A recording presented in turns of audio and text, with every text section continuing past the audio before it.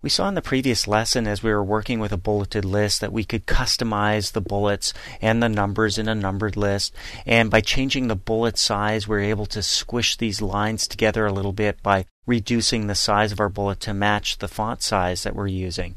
Well, another way to have an effect or control the space between lines is to change the line spacing, and that can work for bulleted lists and it can work for entire paragraphs of text. So that's what we're going to do now. If you're jumping to this lesson, you don't have this publication open, no problem. You can go to the open button up here, click open or Control O on the keyboard, and we're going to navigate to the lesson 4 folder of your exercise files and open up this one here, Pub 4D. So give that a click and open. Then we'll go down to the bottom right corner of our menu here, just give it a click, and we'll zoom in with our zoom in button to 200%. So a couple of clicks of the zoom button gets us in there. Alright, so let's highlight our bulleted list only. We'll leave the title at the top as is. And now we'll adjust our line spacing. A couple different ways we can do that. We can go right up here to our formatting toolbar and click the line spacing button. This opens up, you can see the paragraph dialog box where we can adjust things like indents and spacing. So there's alignment, indentation, and here's line spacing down here.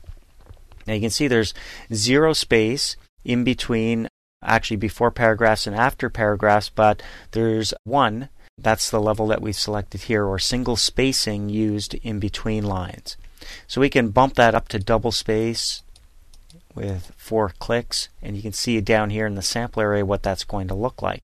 Of course, we can knock it back down to 1.5 spacing, and in fact, if we hit the down arrow, we can go to less than single spacing. If we do that, and we'll leave it at 0.75 and click OK, you can see what happens. It's all kind of squished together. But if we deselect the text box by clicking out here, it actually fits. So it looks good, meaning that we don't need this huge text box down at the bottom. We can close it up so it lines up with the bottom of our publication and the right-hand side, and everything looks great. So that's one way to change line spacing. Let's change it now for an entire paragraph or multiple paragraphs of text. Let's go back to our open button now. And again, in the lesson 4 folder of your exercise files, we're going to open up this one here, News 4D. Give that one a click and click open. So here's a document that's got lots of text and lots of paragraph text. So if I wanted all of this text in this column to change its spacing, I could click and drag inside from the top all the way down to the bottom of the last word or last line in this text. Now I can go to the same button if I wanted to, the line spacing button, or I can go up to Format and select Paragraph from here. And when I do that, you can see it's the same dialog box, a paragraph dialog box, where I can change alignment. I can adjust the indentation if I wanted to. I'm going to leave that all as is. But in the line spacing section, you can see that I've got 1.19 selected here for the spacing. So I'm going to bump that down, and you can see it bumps down past 1. Well, if I want single spacing, how do I get it in there?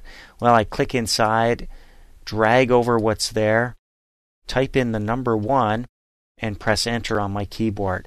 That takes me back to my publication, and now I've got single spacing. I can click outside the selected area to see the end result. Of course, I may want to zoom in to get a real feel for whether or not this text is going to be readable. And that's not too bad. So again, just like we did for our bulleted list a moment ago, we can select any text, paragraph text, and you can see the difference between this and the paragraph text over here that's still using that spacing that's just higher than single, just higher than 1. And if I wanted to, I could do the exact same thing to this text, click inside the text box. I can click and drag over that text, make sure it's all selected. I'll go to my line spacing button here and just type in 1 after I click and drag over what's there and press enter.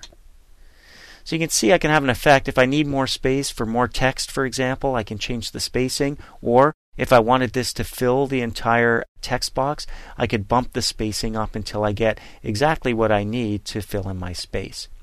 So that covers changing our line and paragraph spacing.